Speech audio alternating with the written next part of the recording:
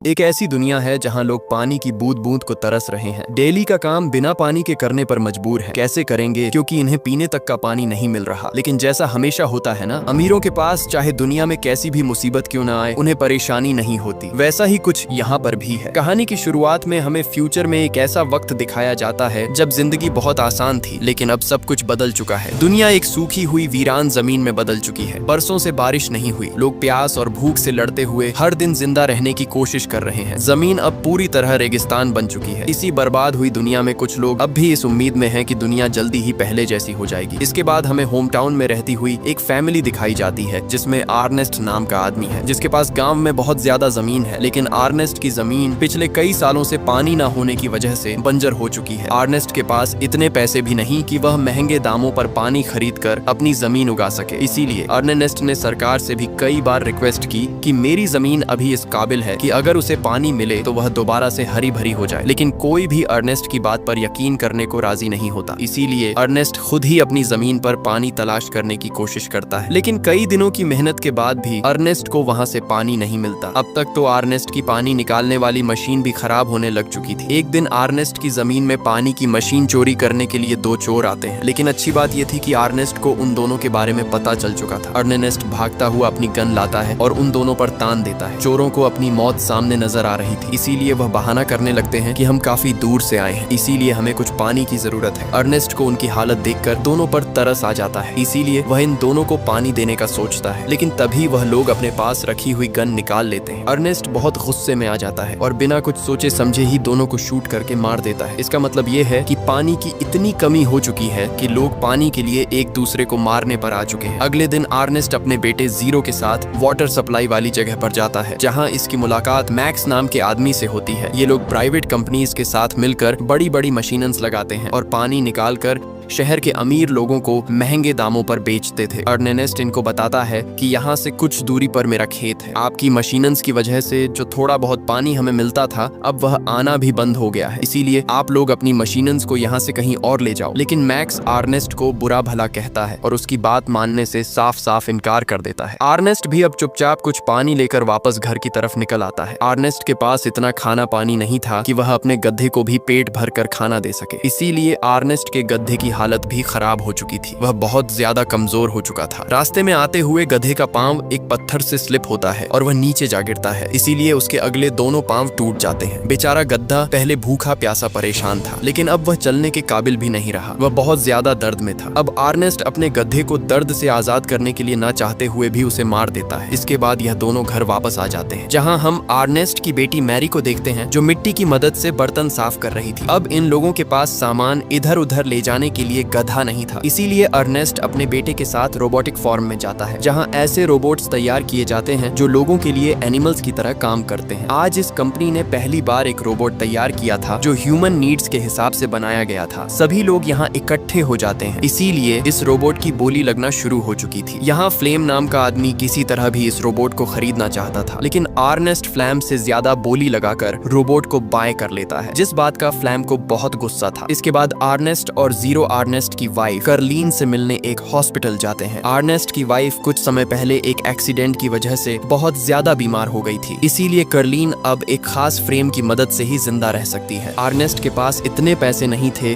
कि वह यह फ्रेम बाय करके अपनी वाइफ को घर ला सके, इसीलिए कार्लिन हॉस्पिटल में ही रहती है और सारी फैमिली कारालीन से मिलने हॉस्पिटल ही आती है। कार्लिन से मिलने के बाद बाप बेटा घर की तरफ चल जाते हैं। रास्ते में इन दोनों को रूबी नाम का आदमी मिलता है, जो खाना पानी ना होने की वजह से बहुत ज्यादा परेशान था। उसके पास इतने पैसे नहीं थे कि वह अपने बच्चे को पाल सके, इसीलिए रूबी रोड पर अपने बेटे को सेल करने के लिए खड़ा था। अर्नेस्ट को जब पता चलता है तो वह रूबी को ऐसा करने से रोकता है। अर्नेस्ट रूबी को हौसला देता है और कहता है, तुमको ऐसा नहीं करना चाहिए। रूबी अर्नेस्ट को पहले से जानता है, इसीलिए वह अर्नेस्ट को बताता है कि तुम्हारी बेटी मेरी का किसी लड़के के साथ चक्कर चल रहा है, इसीलिए तुम्हें उसे कंट्रोल में रखना चाहिए। यह बात सुनकर अर्नेस्ट को रूबी पर बहुत गुस्सा आता है, इसीलिए वह चुपचाप घर चला आता है। अर्नेस्ट मेरी के पास जाकर उससे पूछता है और कहता है, तुम्हें मुझे बताना चाहिए था। लेकिन मेरी अर्नेस्ट से कहती है, मैं अपनी जिंदगी के फैसले खुद कर सकती हूँ, आपको मेरी जिंदगी में इंटरफेयर करने की कोई जरूरत नहीं। अर्नेस्ट अपनी बेटी का ऐसा बिहेवियर देखकर अंदर से टूट जाता है और गुस्से में आकर मेरी को रूम में लॉक कर देता है। अगले दिन अर्नेस्ट को पता चलता है कि उसका रोबोटिक गधा चोरी हो चुका है। अर्नेस्ट का पूरा शक फ्लेम पर ही जाता है क्योंकि फ्लेम ही रोबोटिक गधा खरीदना चाहता था। अर्नेस्ट अब फ्लेम के पास जाने वाला था, तभी वहाँ वाटर सप्लाई वाले लोग आ जाते हैं जो आते ही अर्नेस्ट को इतना मारते हैं कि वह बेहोश हो जाता है। थोड़ी देर बाद जब अर्नेस्ट की आंख खुली तब वह लोग अर्नेस्ट को बताते हैं कि हमने खुद तुम्हें तुम्हारे रोबोटिक गद्दे के साथ यहाँ से पानी चुराते हुए देखा है। अर्नेस्ट उनकी समझाने की कोशिश करता है कि उसने कुछ नहीं किया, लेकिन वो लोग अर्नेस्ट की एक नहीं सुन रहे थे। किसी तरह अर्नेस्ट अपनी गन तक पहुंचता है और सबको गन पॉइंट पर ले लेता है। वह लोग गन देखकर पीछे हो जाते हैं, जिससे अर्नेस्ट को यहाँ से भागने का मौका मिल जाता है। अर्नेस्ट किसी भी हाल में फ्लैम को ढूंढना चाहता है क्योंकि अब उसे यकीन हो चुका है कि यह काम फ्लैम का ही है। थोड़ी देर बाद जब अर्नेस्ट को फ्लैम मिलता है तो अर्नेस्ट उसे गन पॉइंट पर करके वाटर सप्लाई वालों की तरफ जाने के लिए फोर्स करता है क्योंकि अर्नेस्ट अपने आप को बेगुनाह साबित करना चाहता है। अर्नेस्ट बहुत ज्यादा जख्मी था, उसकी हालत बहुत ज्यादा खराब थी, लेकिन फिर भी वह फ्लेम को उन लोगों के पास ले जाने लगता है। अर्नेस्ट थोड़ा ही चलने पर डिहाइड्रेशन का शिकार हो चुका और फ्लेम को भी इस बात का अंदाजा हो चुका था। फ्लेम अर्नेस्ट से कहता है कि हमारे पास बहुत सारा पानी मौजूद है, तुम इस पानी में से थोड़ा पानी पी सकते हो, बाद में हम इस पानी को बेचकर अच्छे खासे पैसे बटोर लेंगे। अर्नेस्ट की हालत ऐसी नहीं थी कि वह पानी के बिना एक और कदम भी चल पाता, इसीलिए वह थोड़ा सा पानी पी लेता है, लेकिन वह पानी बेचना नहीं चाहता क्योंकि सप्लायर्स के सामने अर्नेस्ट को अपने आप को बेगुनाह साबित करना है। इसके बाद यह दोनों वहाँ से आगे बढ़ने लगते हैं, लेकिन अर्नेस्ट के कदम लड़खड़ाने लगते हैं। फ्लाइंग के दिमाग में लालच आता है, इसीलिए वह एक पत्थर उठाकर अर्नेस्ट के सर पर दे मारता है। पत्थर लगते ही अर्नेस्ट नीचे गिरता है और वहीं पर उसकी मौत हो जाती है। फ्लैम वहाँ ऐसा सीन क्रिएट करता है जिससे सबको लगे कि अर्नेस्ट को उसके रोबोटिक गद्दे ने ही मारा है। इसके बाद फ्लैम अर्नेस्ट के घर जाता है जहाँ वो मैरी से मिलता है। तब हमें पता चलता है कि फ्लैम वही लड़का है जिसे अर्नेस्ट की बेटी का चक्कर चल रहा था। मैरी फ्लैम से मिलकर बहुत खुश होती है। इधर हम जीरो को देखते हैं जो अपने डैड के काफी देर तक घर न आने पर बहुत ज्यादा परेशान हो चुका था, इसीलिए वो डैड को ढूंढने के लिए चला जाता है। वहाँ उसे रोबोटिक गद्दा मिलता है जिसके साथ कुछ वाटर बॉटल्स भी पड़ी हुई थी। ये बॉटल्स उसी वाटर सप्लायर की थी जिनके पास जीरो और अर्नेस्ट मूवी की शुरुआत में गए थे। जीरो को पता चल चुका था कि उसके डैड अब इस दुनिया में नहीं रहे। इसके बाद जीरो वो बॉटल्स लेकर सप्लायर के पास जाता है तो उन्हें भी पता चल जाता है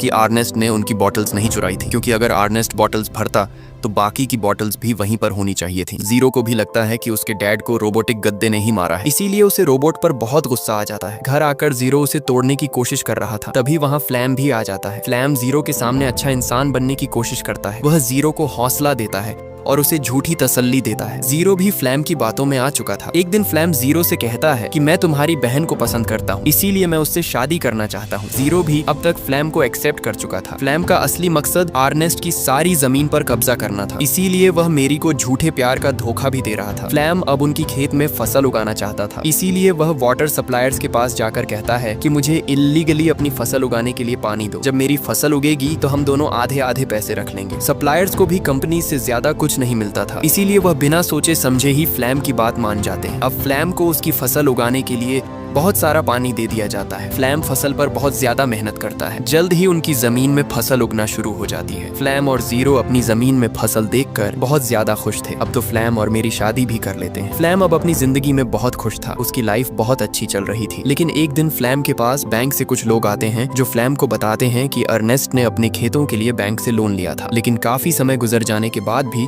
उसने अपना लोन अदा नहीं किया। अगर कुछ दिन तक लोन वापस न किया गया तो बैंक उसकी सारी जमीन पर कब्जा कर लेगा। फ्लैम को बैंकर्स की यह बात सुनकर बहुत ज्यादा गुस्सा आता है, क्योंकि उसने इन खेतों पर बहुत मेहनत की थी। वह किसी भी हाल में अपने खेत बचाना चाहता था। फ्लैम बहुत चालाक इंसान है, इसलिए वह रूबी के पास जाता है। रूबी बहुत गरीब है और आज से कुछ समय पहले वह गरीबी की वजह से अपना बच्चा बेच रहा था। फ्लैम रूबी के पास जाकर कहता है, मैं तुम्हारी मदद करूंगा, तुम मेरे साथ चलो। रूबी भी बिना अपनी पत्नी को बताए अपने बेटे के साथ फ्लैम के साथ चला जाता है। फ्लैम मौका देखकर चोरी चोरी रूबी के बच्चे को बेच देता है। इसके बदले उसे बहुत सारे पैसे मिलते हैं। जब रूबी को इस बारे में पता चलता है तो वह फ्लैम से लड़ने लगता है, लेकिन जिन लोगों को बच्चा बेचा गया था उनके कानून के मुताबिक जब सौदा हो गया तो उसकी कोई वापसी नहीं होती, इसीलिए वह लोग रूबी को मार देते हैं। साथ ही वह फ्लैम को भी शूट करने की कोशिश करते हैं, क्योंकि उन्हें लग रहा था कि फ्लैम रूबी के कहने पर ही उसका बेटा बेच रहा है। इस गोलीबारी में रोबोट को भी एक गोली लग जाती है। फ्लैम रोबोट को छोड़कर वहाँ से भाग जाता है, क्योंकि वह जीरो को बताएगा कि उसने अर्नेस्ट का रोबोट एक गद्दा बेचकर